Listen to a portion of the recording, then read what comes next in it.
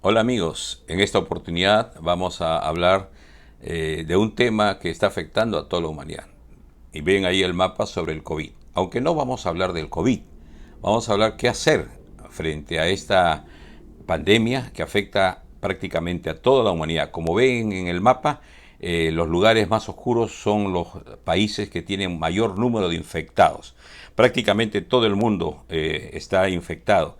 Y aparte se menciona el número de personas infectadas, 3.359.000 personas infectadas, de los cuales 238.999 personas han fallecido a causa del COVID. Cifras oficiales. Eso significa el 7.11% de infectados que mueren. También en el siguiente cuadro se ve la curva de los infectados, cómo va creciendo, va subiendo esa curva de los infectados, y en la parte de abajo también la línea de las personas que van falleciendo también va creciendo. Esta pandemia trae una serie de efectos colaterales.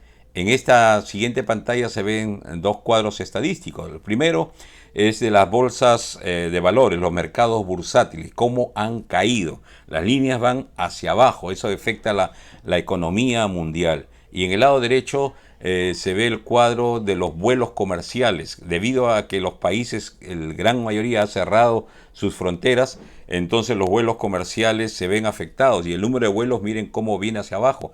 Eso afecta a la industria del turismo y ahí hay millones de familias que se ven afectadas por esta carencia de vuelos comerciales. Pero aparte de eso hay otros efectos colaterales que se ven ya más al interior nuestro. Por ejemplo, los desempleos. Muchas pequeñas y medianas empresas se ven afectadas debido a este COVID. Personas se quedan sin empleo, suspensión perfecta, se quedan sin sueldos, muchos temores a salir a la calle, temor a ser contagiados, a la muerte, temor por los adultos mayores, una serie de temores.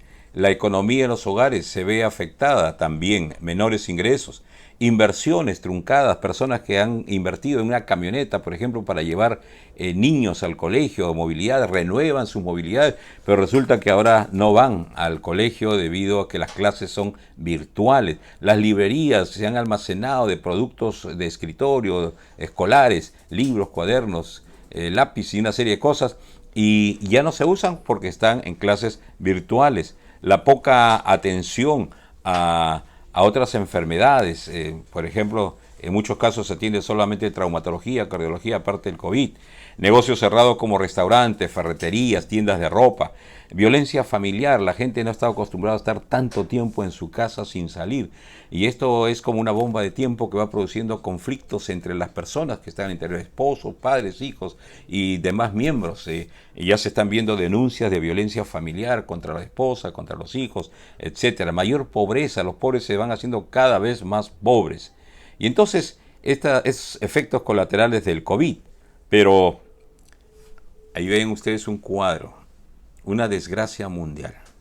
Desgracia es toda aquella situación o suceso que produce gran dolor y sufrimiento. Y la primera desgracia se encuentra en el huerto del Edén. El apóstol Pablo, señalando ese suceso, dice que el pecado entró por un hombre y por ese hombre a toda la humanidad. Toda la humanidad se ve afectada por el pecado hasta el día de hoy. Pero hay otra desgracia mundial, debido a que la Biblia registra que el pensamiento de los hombres era de continuo el mal, la maldad crecía y crecía, de tal forma que Dios decide barrer toda la humanidad. El diluvio universal que afecta a toda la humanidad. Solamente una familia, Noé, su esposa y sus hijos con sus esposas, 8 personas hallaron gracia a los ojos de Dios y se salvaron, y a partir de ahí empieza nuevamente a poblarse la tierra. Dos desgracias que afectaron a toda la humanidad. ¿Qué hacer en medio de esas desgracias mundiales? ¿Qué tenemos que hacer? ¿Llorar? ¿Quejarse? ¿Gritar? ¿Abandonar todo? ¿Qué nos dice la palabra de Dios con respecto a esto? De repente algo que a pocos se le ocurriría. ¿Qué hacer en medio de estas desgracias? Ni llorar, ni quejarse, ni gritar, ni abandonar todo. Hay un texto que es muy conocido por todos y lo citan en estos tiempos. En 2 Corintios 7:14, 2 Crónicas 7:14, si se humillare mi pueblo sobre el cual mi nombre es invocado, y oraren y buscaren mi rostro y se convirtieren de sus malos caminos, entonces yo iré de los cielos y perdonaré sus pecados y sanaré su tierra. Si se humillare, esta palabrita es clave porque tiene que ver con el tema de esta oportunidad. La humillación es dejar de lado el orgullo, la soberbia, es el postrarse, es el rendirse. Y Dios dice, si se humilla mi pueblo, que invoca mi nombre, y lo que está pidiendo Dios es que el pueblo de Dios se humille. Y esto nos hace pensar, esa actitud de humillarse, de postrarse, nos lleva al tema que vamos a tratar en sí en esta oportunidad. El tema es adorar en la adversidad. El Señor Jesucristo, dialogando con la mujer samaritana, dice en Juan 4:24, mas la hora viene y ahora es, cuando los verdaderos adoradores adorarán al Padre en espíritu y en verdad, porque también el Padre tales adoradores busca que le adoren. Dios es espíritu y los que le adoran en espíritu y en verdad es necesario que le adoren. Dios busca tales adoradores. ¿Dónde encontrar? ¿Cómo es el adorar en espíritu y en verdad? ¿Dónde vamos a encontrar? Iremos a tal o cual iglesia, veremos cómo adora tal o cual persona, tal o cual líder en tal o cual lugar. ¿Dónde buscar cómo es la adoración en espíritu en verdad? Porque Dios está buscando eso. Y entonces lo mejor es preguntarle a Dios mismo. Y en la palabra de Dios, dentro de los muchos registros de adoración, vamos a ver uno que está en las partes finales de la Biblia. En Apocalipsis capítulo 19, verso 4, dice, y los 24 ancianos y los 4 seres vivientes se postraron en tierra y adoraron a Dios que estaba sentado en el trono y decían, amén, aleluya. Y salió del trono una voz que decía, alabad a nuestro Dios, todos sus siervos y los que le teméis, así pequeños como grandes. Y oí una gran voz de una gran multitud como el estruendo de muchas aguas y como la voz de grandes truenos que decía, aleluya, porque el Señor nuestro Dios Todopoderoso reina. El Señor Dios Todopoderoso reina. Y ahí vemos dos palabras que están en color amarillo, adoraron y alabad. Son palabras similares, pero son diferentes. Aunque están relacionadas entre sí, son diferentes, mientras que el alabar tiene que ver con la alabanza tiene que ver con alabar, celebrar, glorificar, cantar, es destacar las virtudes de aquella persona que es alabada, y en este caso es Dios, porque es el único digno de recibirle. Al alabarle estamos honrando su nombre, estamos glorificando su nombre, y la alabanza puede ser por algo escrito, por una oración o a través de lo que comúnmente se conoce a través de una canción. Entonces, la alabanza es destacar las virtudes de aquel a quien se alaba. Pero la adoración viene de la palabra griego proskuneo, que es postrarse delante, arrodillarse hacia adelante. Es una actitud del espíritu.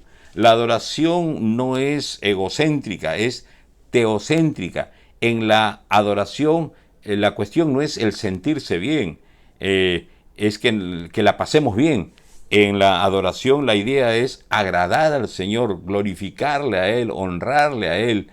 Entonces la adoración tiene que ver con el postrarse, con el humillarse.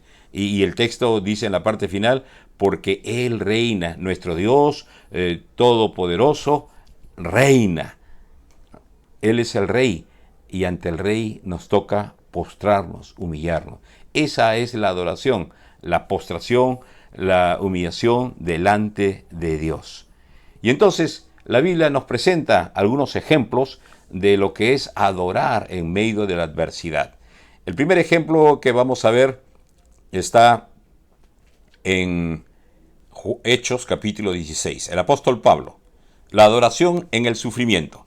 Dice en Hechos 16, 23, 25, después de haberlos azotado mucho, los echaron en la cárcel, mandando al carcelero que los guardase con seguridad, el cual, recibido este mandato, los metió en el calabozo de más adentro y les aseguró los pies en el cepo. Pero a medianoche, orando, Pablo y Silas cantaban himnos a Dios y los presos los oían. ¿Qué pasó? Pablo vio una mujer con espíritu de adivinación que le seguía y Pablo liberó a esta mujer, echó fuera el espíritu que poseía a esta mujer, y en vez de alegrarse la gente de que esta mujer ha sido liberada, los dueños, los amos de esta mujer que estaba esclavizada y explotada, porque le daba dinero el que ella adivinara, se molestaron y fueron a acusar a Pablo, y Pablo fue echado en la cárcel. Y dice este texto que lo azotaron mucho, lo echaron en la cárcel, en el calabozo de más adentro, el calabozo que estaba en la parte baja, donde todas las cosas que hacían los demás presos caían, y cuando la marea subía, esto era algo muy desagradable para Pablo. Y estaba ahí, y ellos entendieron que esas aflicciones eran parte del plan de Dios para su vida. Miren cómo ellos reaccionan frente a todo este sufrimiento. Les aseguran los pies en el cepo, no pueden movilizarse. ¿Qué hacen ellos? Oraban, cantaban himnos a Dios, y en voz alta, de tal forma que los presos los oían. En medio de ese sufrimiento, de esa injusticia, ellos adoran a Dios. Adoran en la adversidad. Otro ejemplo que la Biblia nos muestra de la adoración en medio de la adversidad, en medio de la desgracia. ¿Recuerdan a Job? No sé si alguien ha sufrido como Job. La adoración en la desgracia. Job capítulo 1 nos muestra las cosas que sufrió Job. Primero en el verso 15 dice que mataron a los criados a filo de espada. Todos sus criados, a todo su personal los mataron. Quemaron las ovejas y a los pastores los consumió el fuego. Toda su riqueza se medía en ganados. Quemaron a sus ovejas, y a los que guiaban a estos ganados, el fuego los consumió. Luego, en el verso 17, arremetieron contra los camellos y se los llevaron, robaron los camellos. Los camellos eran signo de riqueza en ese tiempo. Mataron a los criados a filo de espada. En el verso 19, los 10 hijos de Job estaban en su casa, y el viento azotó con fuerza las 4 esquinas y cayó sobre los jóvenes, y los 10 murieron. Miren, pierden a sus criados, a su personal, pierden sus ovejas, pierden a sus pastores, pierden a los camellos, pierden a aquellos que pastoreaban. La casa de sus hijos se cae y mueren sus 10 hijos. ¿Qué hacer en esta desgracia? Una tras otra se le viene a Job. Y continúa en el verso 20. Dice: entonces Job se levantó, rasgó su manto, rasuró su cabeza y se postró en tierra y adoró. Frente a esta gran desgracia que sufre Job, se postra, se humilla delante de Dios y dice que adoró. Y dijo: desnudo salí del vientre de mi madre, y desnudo volveré allá. Jehová dio y Jehová quitó. Sea el nombre de Jehová bendito. En todo esto no pecó Job, ni atribuyó a Dios despropósito alguno. ¿Qué cosa es lo que Job entiende frente a esta situación?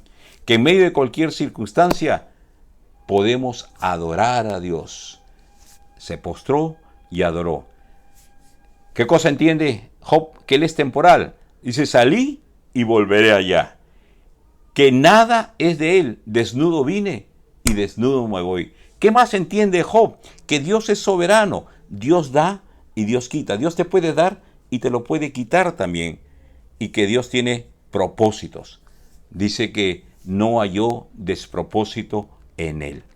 Pero algo más todavía le sucede a Job.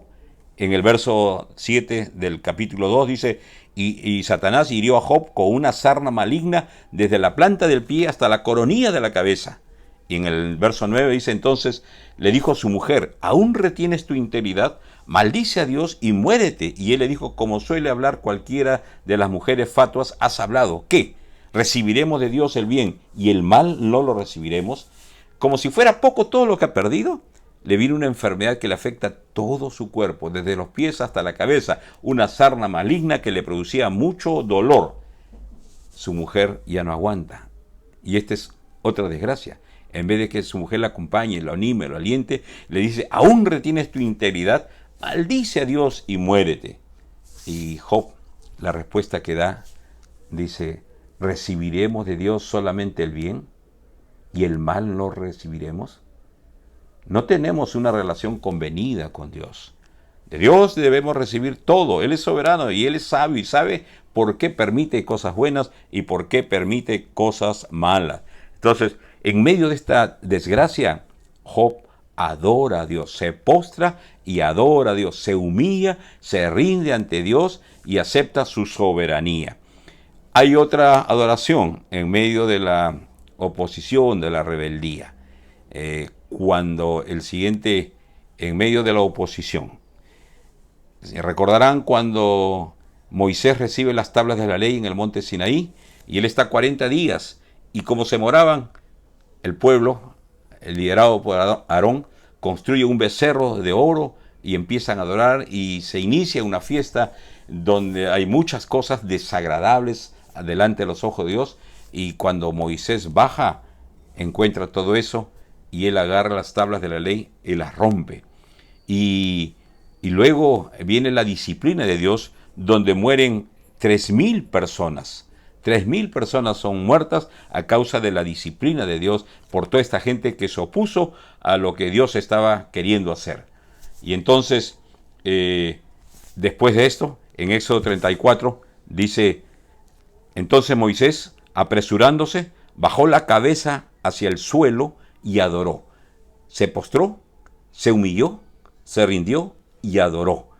Y dijo, si ahora, Señor, he hallado gracia en tus ojos, vaya ahora el Señor en medio de nosotros, porque es un pueblo de dura cerviz. Perdona nuestra iniquidad y nuestro pecado y tómanos por tu heredad. ¿Qué hace frente a esta crisis, a esta disciplina, debido a la rebelión, debido a la oposición de este pueblo? Dice que se apresuró. No debemos posponer nuestra adoración a Dios, aun cuando no nos sintamos bien. Miremos a Pablo, miremos a Job, qué hicieron en medio del dolor, del sufrimiento. Nuestra adoración está por encima de nuestro estado de ánimo. ¿Qué más hizo? Se apresuró, bajó la cabeza hacia el suelo y adoró. Se postró. La humillación es la actitud correcta para acercarnos a Dios. No importa cuál sea nuestra posición. Moisés era el líder de una nación de más de 2 millones de personas. Él se postró. No tenemos nada en nosotros mismos. Cualquiera sea nuestra posición, debe ser la de postrarse y humillarse delante de Dios, de rendirse ante Dios y reconocer su soberanía, reconocer su poder, su grandeza, su reinado. Y dice el texto ahí, si ahora Señor, Moisés lo reconoce como Señor. Si he hallado gracia en tus ojos, es el favor inmerecido, contramerecido. No merezco nada, Señor. Lo que pueda tener es por tu gracia. Y luego dice, vaya ahora el Señor en medio de nosotros.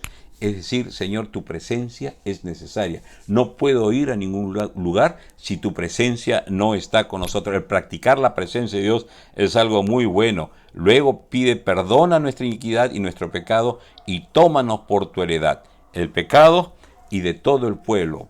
Moisés pide perdón por su pecado y tómanos por tu heredad. Te pertenecemos, somos tuyos. Tú eres nuestro dueño, tú eres nuestro Señor, tú eres nuestro Dios. Moisés adoró en medio de la oposición, de la rebeldía de un pueblo que trajo como disciplina la muerte de más de 3.000 personas. Otro ejemplo de adoración que nos muestra la palabra de Dios en la disciplina. Como recordarán, David pecó con Betsabé, cometió adulterio, cometió homicidio. Y luego viene Natán y le dice, le encara su pecado a David y David se da cuenta de su pecado. Y luego Betsabé tiene el hijo y Dios, como disciplina, le quita el hijo, se lo lleva el hijo. Y David dice en 2 de Samuel 12, 19, 20, mas David, viendo a sus siervos hablar entre sí, entendió que el niño había muerto. Por lo que dijo David a sus siervos, ¿ha muerto el niño? Y ellos respondieron, ha muerto. Entonces David se levantó de la tierra y se lavó y se ungió, cambió sus ropas y entró a la casa de Jehová y adoró. Ha perdido un ser querido, pero es parte de la disciplina de Dios. ¿Y qué hace David? No levanta su mano contra Dios, no reniega contra Dios. David dice que entró a la casa y adoró. Otra vez, la adoración en medio del dolor, la pérdida de un ser querido, la pérdida de un hijo. David adora a Dios. David nos muestra otro momento de adoración en medio del dolor y sufrimiento. David está anciano y está enfermo. Y David va a adorar en medio de su enfermedad. ¿Qué ha sucedido? Que Adonías, el hijo de David, quiere proclamarse y se proclama como rey. Y ante esto Natán ve y se acerca donde David y le dice, ¿cómo es esto que Adonías se está proclamando rey? Betsabé, la mujer de David, le dice, tú me prometiste delante de Dios que Salomón, mi hijo, sería el sucesor. Y David, ¿qué hace? Dice en el verso, en 1 Reyes, capítulo 1, verso 46, dice el texto, también Salomón se ha sentado en el trono del reino, y aún los siervos del rey han venido a bendecir a nuestro Señor y Rey David, diciendo, Dios haga bueno el nombre de Salomón más que tu nombre, y haga mayor su trono que el tuyo. Y el rey adoró en la cama. David está cerca de la muerte. David ya deja de ser el rey, y ahora su hijo lo va a suceder. Él es el rey. Sin corona, sin reinado, sin salud. Dice David, adoró a Dios en la cama. No importa el lugar, pero adoró en medio de la enfermedad, en medio de la vejez, en medio de esa situación que le tocaba vivir. Y esto es lo que tenemos que hacer, esto es lo que el mundo necesita hacer. Adorar, postrarse delante de Dios, humillarse, reconocer la soberanía del Señor, reconocerle como Señor a Él. ¿Por qué adorar a Dios en medio del dolor, de la adversidad, de la desgracia, del sufrimiento? Tal vez este texto que vamos a leer nos responderá por qué adorar. El Salmo 29, en el verso 2, dice, dad a Jehová la gloria debida a su nombre, adorad a Jehová en la hermosura de su santidad. El verso 10 dice, Jehová preside en el diluvio y se sienta Jehová como rey para siempre. Jehová dará poder a su pueblo, Jehová bendecirá a su pueblo con paz. Dad a Jehová la gloria debida a su nombre. Adorad a Jehová en la hermosura de la santidad. Decíamos que adorar es postrarse, humillarse, reconocer su grandeza, reconocer su santidad. Y esto nos hace reconocer que delante de quién estamos, entender por qué Dios dijo, sed santos porque yo soy santo. Adorad a Jehová en la hermosura de la santidad.